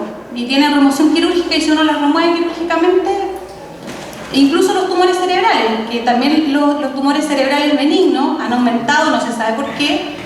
Se piensa que también asocia un poco, ¿no es cierto?, estos factores como es la mayor disponibilidad de factores de crecimiento, citoquinas, etc. Pero ¿cuál es la complicación para la persona que tiene el tumor? Que dependiendo de la zona donde esté, si comprime la columna, pierde el movimiento. Si comprime la zona ocular, pierde la vista o la zona auditiva. Entonces hay que removerlos por eso, pero no porque la persona vaya a morir por la presencia de ese tumor o ese tumor se vaya a malignizar. No maligniza. Pero tiene otras complicaciones asociadas que lo hacen invalidante en su actividad de la vida diaria. Y con respecto al cáncer de mama, hoy en día se ha visto que la mayor tasa de prevalencia está entre los 45 y los 55 años actualmente, que es mucho más temprano que lo que era hace 10 años atrás. Si una persona no tiene la parte genética, ¿no es cierto?, que también es un problema, pero y más encima a temprana edad desarrolla un cáncer de mama. ¿Qué hace que eso esté ahí? Porque uno de repente no se explica que en la familia no haya cáncer de ese tipo de mama y que una persona a temprana edad desarrolle un cáncer de mama. Bueno, tenemos variaciones que son individuales y que también son la gran incógnita, ¿no es cierto?, desde el punto de vista hoy en día de los estudios, tanto a nivel celular, molecular, como después, ¿no es cierto?, los estudios clínicos. Porque ¿qué hace que una niña, que es el primer caso reportado en Chile, con 21 a 22 años haya desarrollado un cáncer de mama tan agresivo, sin antecedentes familiares nuevamente, ¿no es cierto?, de cáncer de mama? Uno dice, no tenía los genes que nosotros clasificamos, ¿no es cierto?, como el cáncer hereditario genético, pero tal vez sí tenía algunos de estos genes de susceptibilidad que mencionábamos, y que bastó después que sufriera. Por ejemplo, hoy en día hay todo un nuevo estudio con respecto a no lo quería complicar con eso, pero que viene a complicar un poco más el tema, ¿no es cierto?, del estudio del cáncer, de lo que se llama el microbioma. ¿A qué virus hemos estado expuestos? ¿A qué bacterias hemos estado expuestos? Los últimos estudios demuestran que la gente que se lava menos los dientes, una cosa tan simple, que en vez de lavarse los dientes antes y después de cada comida, si solo se lo lavan 2 veces o si se olvidan de lavárselo en la noche, eso es un cambio en las bacterias de la cavidad oral. Ese cambio en las bacterias de la cavidad oral se traduce en un cambio de las bacterias a nivel intestinal. Y eso me predispone a desarrollar cáncer. Y eso ya está demostrado en modelos animales. Al menos para 4 o 5, es lo último que se habla en los congresos cuando uno va. El microbioma.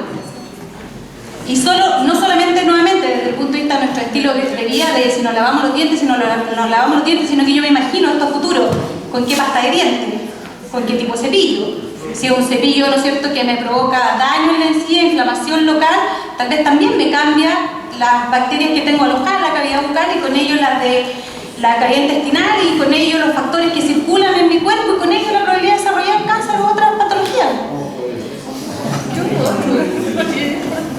Una pregunta hay por un lado y por otro lado alimentación, medio ambiente.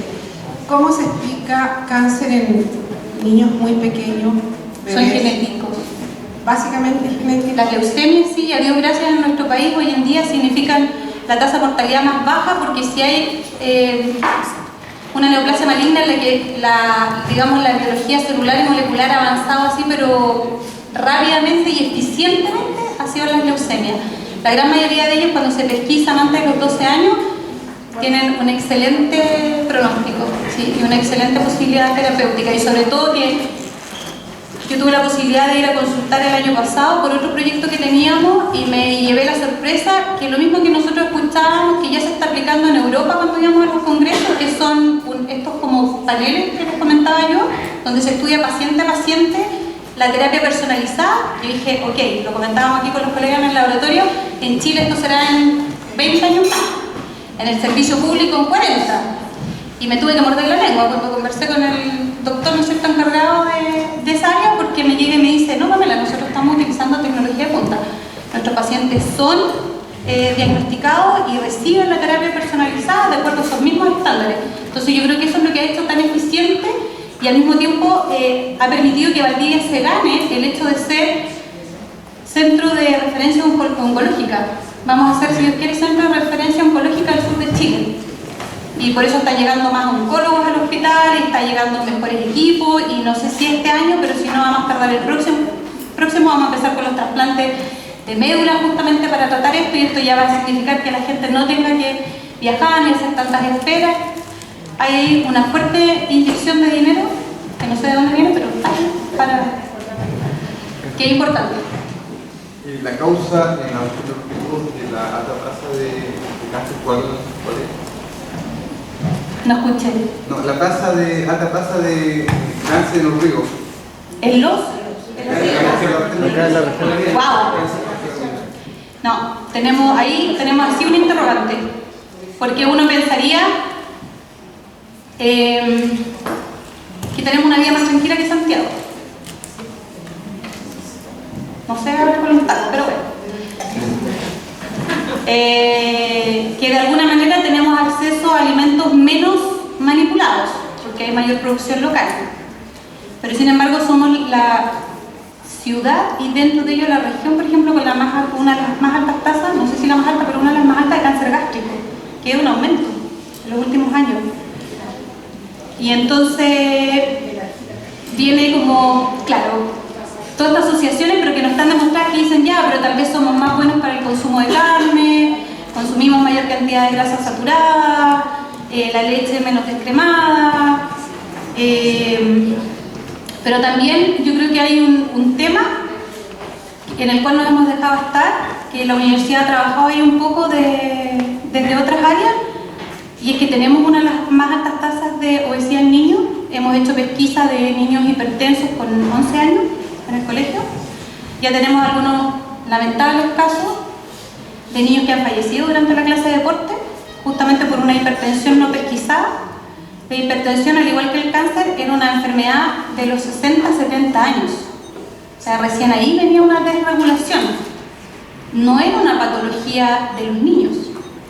¿Y eso por qué? Porque nuestro organismo tiene un mecanismo de autodefensa, que es mantener altos niveles de óxido nítrico, que es un gas que circula en nuestro cuerpo y mantiene nuestro sistema vascular dilatado, no contraído, dilatado. Pero que para que se mantengan esos altos niveles, nosotros necesitamos mantenernos en movimiento. ¿Y qué es lo que hacen nuestros niños hoy en día? Estar acostados, con el tablet, con el celular, y los papás somos malos para sacarlos sin inercia, y los papás llegamos cansados, y uno lo ve, es cosa de mirar la costanera. ¿Cuánta gente camina por la costanera los fines de semana? Muy poco. Hay mucha gente que dice, no, sí, yo veo un montón de gente trotando. No es un montón de gente, uno ve un poco de gente trotando. Veo un poco de gente caminando, pero si miramos la población que somos, no. Y de esos, ¿cuántos son niños? La conciencia está más en los jóvenes. Y de los jóvenes hacia los adultos, que también han ido, ¿no es cierto?, tomando conciencia de esto. Pero no están los niños nosotros que están haciendo ejercicio, ni deporte, ni caminando. Anda a apagarle la tele, no le puede apagar la tele, ni quitarle el tablet, ni... ¿no? Y ahí, educación. Una pregunta así de abogado del diablo, ¿eh? Si estamos pensando en todo el estrés oxidativo, en la inflamación ¿De bajo grado? De bajo grado. ¿Qué tal tomar su ibuprofeno, por ejemplo? Buena pregunta. ¿Hay alguna Ya. relación? Pero la inflamación de bajo grado, el ibuprofeno afecta ciertas citoquinas, no todas. De hecho, una de las... Yo no quiero entrar en esos términos así como tan moleculares porque no es la idea confundirlos, pero el ibuprofeno, una, no es la panacea porque no las disminuye todas. Si bien es cierto, podría ayudar, y de hecho se ha visto que hay una cierta asociación entre el consumo de ibuprofeno y la menor presentación de cáncer o el consumo de aspirina, pero al mismo tiempo provoca daño renal y provoca daño muscular. Entonces también hay que tener cuidado con eso. No, de hecho, la persona bajo cualquier indicación no debiera tomar ibuprofeno más allá de 7 días, aun cuando sea una lesión, ¿no es cierto?, muy grave. Entonces no podemos pensar en el ibuprofeno así como quien dice, ¿no es cierto?, en el té de cada día o en la fruta de cada día.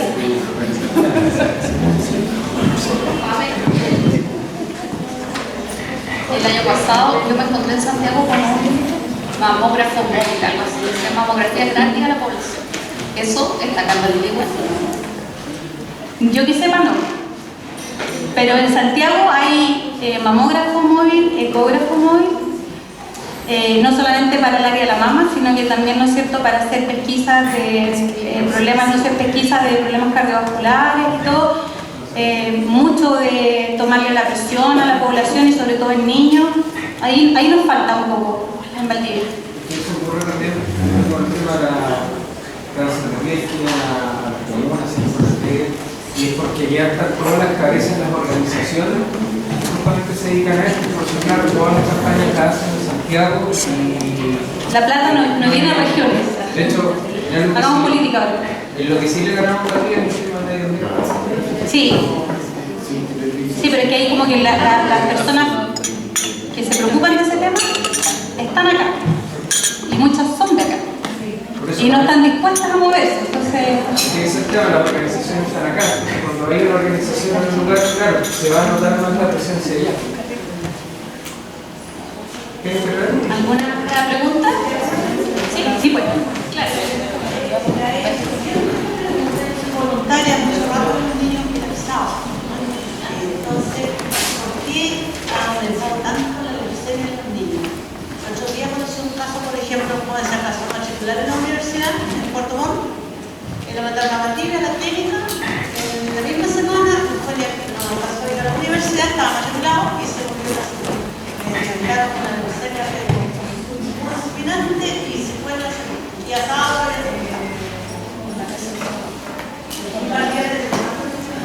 aquí en Valdivia tenemos, porque además somos centro de referencia, además de que tenemos hartos, llegan hartos también. Además.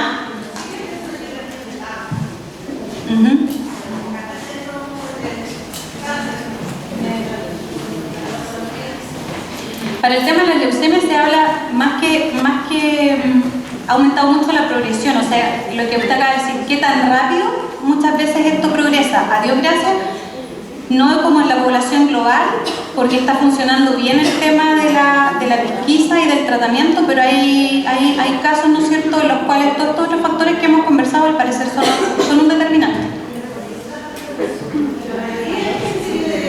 De Chiloé, muchas veces en Puerto Montt igual. Aún no lo sabemos. Muchísimo. Yo por eso los invité a calmar la mente.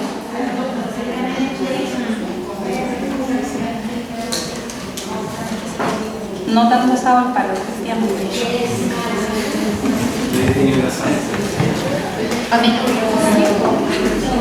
Sí, una pregunta un poco general. ¿Por qué hay esa diferencia entre los tumores en diferentes órganos? Es decir, ¿por qué hay menos éxito de curación, aunque se diagnostique en etapas tempranas, de un cáncer de pulmón que de un cáncer de mama? Bueno, hay varios factores. Una, la llegada como de los tratamientos quimioterápicos no hay una gran gama de quimioterápicos. Si nosotros lo vemos, la posibilidad de quimioterapia para tratar los distintos tumores es bastante limitada y también como hay, como quien dice, factores específicos de cada tejido, hay tejidos que responden mejor a un determinado quimioterápico que otros. Por lo mismo no se le da el mismo tratamiento a todos los pacientes ni para todos los tipos de cáncer. Eso por una parte. Entonces, como influye mucho la vascularización, el mecanismo cómo va a llegar el fármaco, cómo ese tejido es capaz de recibir el fármaco, y después también hay tejidos que presentan lo que se conoce como mayor resistencia a estos fármacos. Ahí hay otra colega de la universidad que estudia justamente lo que se conoce como transportadores de resistencia a droga. Y cuando hablábamos de estos 10 o 14 poderes diabólicos de la célula tumoral, lo que se ha visto es que cuando comenzamos a la célula a tratarla con un quimioterápico, terápico, la célula detecta que está siendo atacada y entonces lo que hace es expresar este transportador en su membrana y así como el quimioterápico entra, el transportador lo saca. Entonces finalmente el quimioterápico es como que sea un paseo. Entra y sale, entra y sale, entra y sale, pero nunca ataca la célula. Y entonces finalmente la quimioterapia falla. Y eso también se ve en muchas pacientes, por ejemplo en el caso del cáncer de mama, es una complicación porque nosotros decimos las pacientes que son receptores de estrógeno positivo y esos efectivos son las que tienen la mejor posibilidad de tratamiento. El tamoxifeno, con todos los peros que tiene, ha demostrado, ¿no es cierto?, aumentar la tasa de sobrevida, pero muchos pacientes desarrollan resistencia al tamoxifeno y entonces ya nos quedamos sin la posibilidad de este tratamiento. Y ahí hay dos factores que influyen. Uno son estos transportadores de resistencia a droga y que la célula al final termina utilizando otro receptor, que ya no es el receptor de estrógeno, pero que también responde a estrógeno. Entonces como que cada vez que le ponemos un freno a la célula tumoral, ella encuentra cómo sacar ese freno. Y eso es lo complicado. Células madre, tratamiento. La UDD estaba trabajando en 2006. Tengo el nombre de Carolina Anderson. Están trabajando de tratamiento de VIH, están tratando amigos de Chan, están con la clínica alemana, recuerdo, que también hacían, no sé si era cáncer o pero era el tema de hueso. ¿Qué pasa con este tipo de cáncer? ¿Se puede? En el caso del cáncer de mama o la mayoría de los cánceres epiteliales es difícil, porque de hecho se ha visto, a diferencia de lo que también pensábamos un par de años atrás, que estos tejidos tienen células madre o células stem. Y de hecho lo que ocurre en los tumores más malignos es que una célula parte siendo una célula, por así decirlo, poco diferenciada y se va diferenciando. Mientras más se diferencia es como que va sacando más títulos, ¿no es cierto?, a lo largo de su vida y entonces se hace más especialista en algo, ¿sí? La mayoría de los tumores lo que ocurre es que como lo que necesita es mantener la tasa de proliferación y necesita mantenerse activo como tumor, hace que las células que ya llegaron a la cumbre de la carrera, como quien dice, comiencen a retroceder. Las desdiferencia hasta llegar a una célula stem. ¿Por qué? Porque las células stem son las que tienen la más alta tasa de estos transportadores de exclusión a drogas. Son las más resistentes a la quimioterapia. O sea, sería contraproducente tratar de... Eso por una parte. Y lo otro que se ha visto con las células madres es que finalmente tenemos un tema con el tumor. Todos tenemos un sistema inmune que nos protege cuando somos atacados por los virus, por las bacterias, por los parásitos, etc. Pero el tumor en particular, ¿qué es lo que hace? Llama primero a nuestro sistema inmune. El sistema inmune como que intenta atacarlo, pero en ese rato que las células del sistema inmune están ahí tratando de atacar el tumor secreta factores para lavarle, como les explico yo a mis alumnos, el cerebro a esas células que nos defienden y las hace finalmente trabajar para él. El 2010, cuando uno iba a los congresos, habían dos corrientes. Los que se sentaban a este lado y que decían que el sistema inmune nos defiende contra el cáncer, y estaba el otro que decía no, el sistema inmune finalmente cuando llega al tumor favorece que el tumor progrese. Hoy en día sabemos que este segundo grupo es el que estaba en lo cierto, pero no porque nuestro sistema inmune no nos quiera defender, sino que porque la célula tumoral lo hace finalmente trabajar para él. Entonces, un tumor que presente mayor infiltración por parte de nuestras células inmunes es más agresivo. En la mayoría, no en todos, pero en la mayoría de ellos. Entonces también hay que tener cuidado con eso, porque finalmente las células madres podrían terminar trabajando para el tumor, que es lo que se ha demostrado en algunos modelos. Yo quería consultar sobre cómo se produce la secreción del pezón producto del cáncer. Bueno, básicamente porque ahí lo que se ha visto, como les decía yo, es que no está afectado ni las células del lobulillo ni las células del ducto o las que llevan la leche, sino que la alteración inicial está justamente en las células del pezón. Entonces hay que tener cuidado porque no es cualquier tipo de secreción, es una secreción que básicamente demuestra necrosis o muerte celular. O sea, es normalmente una secreción que es más bien como una pus, un líquido de color más bien plomo. No es una secreción blanquecina ni cristalina. Ahora, aún así, como les dije yo al principio, no soy médico y mi recomendación es que frente a cualquier duda siempre consulten a su especialista. Pero la complicación está ahí, en que el sitio de origen son las células del pezón. Es en ese tipo de tejido. estas cosas que de repente circulan por internet, que más que informarnos nos mal informan, ¿cierto? Que dicen que tenemos que consumir alimentos básicos y tener un pH más básico que ácido, ¿cierto? ¿Qué relación tiene con el cáncer? Porque yo lo veo circulando siempre. Los mismos cuidados que pusimos para la dieta, pero sí hay varios estudios científicos que demuestran que, a ver, el tumor se encarga que a medida que va creciendo, siempre mantiene una zona hipóxica, una zona donde llega menos oxígeno. Como llega menos oxígeno, produce energía por vías anaeróbicas. Y eso hace que el pH sea bajo. ¿Por qué? Porque el tumor le sirve el pH bajo. A él le gusta el pH bajo, se alimenta del pH bajo y necesita una baja llegada de oxígeno. De hecho, gran parte de los estudios que demuestran que el ejercicio puede ser beneficioso, no solamente en prevenir, sino que en pacientes que ya son diagnosticados con cáncer, el hecho de que progresen menos rápido, si es que realizan actividad física, está dado por eso. Si es que hablamos de ejercicio cardiorrespiratorio, porque nosotros vamos a aumentar la llegada de oxígeno al tejido y al tumor no le gusta el oxígeno. Al tumor no le gusta el pH básico, por lo tanto, si nosotros mantenemos ambiente circulante con un pH que es más bien básico, eso ayuda, digamos, a contrarrestarlo. Pero no es la cura. Sí, pero también hay que tener ojo porque todos nuestros sistemas biológicos funcionan a un pH relativamente 7,4, a excepción, ¿no es cierto?, del estómago. El resto de nuestros tejidos en general se mueven en ese pH fisiológico. Entonces tampoco sirve subir tanto el pH porque finalmente nuestras enzimas y todos nuestros sistemas metabólicos también se pueden ver alterados. Por eso digo que hay que tener cuidado con esas dietas que solo dicen así como dieta alcalina para contrarrestar el pH. O sea, hay ciertos alimentos, yo creo que sí, en la medida que uno los consuma de manera moderada dentro de la dieta. No buscando, digamos, mantener una dieta estable en un pH alcalino, que no es lo mismo. También que hagas mayor acidez para los ojos y eso también le puede causar un cáncer. O sea, y si tiene un cáncer gástrico, es una mala indicación. Hay que tener cuidado, sí.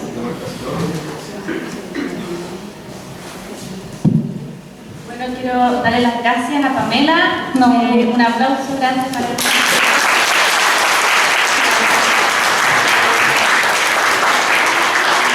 Muchas gracias también a todos los asistentes por acompañarnos esta tarde, todos los que prefirieron estar acá en vez de estar en el partido de Chile. Los dejamos invitados para el próximo Encuentros Conciencia que vamos a realizar el día martes 16 de mayo con la doctora Eliana Sánchez del Instituto de Farmacia, que presentará el tema riesgos en el uso de somníferos y estrategias para conciliar el sueño. Así que también es un tema de salud, los dejamos invitados. Aquí está quienes quieran recibir invitación directamente, tenemos una lista para correos electrónicos y bueno, quiero dar un pequeño regalito. Así que muchas gracias, muy buenas tardes. Bueno, yo les doy las gracias a todos y a la Facultad de Ciencias por darme la posibilidad de estar aquí hoy día. Súper charita y... Gracias.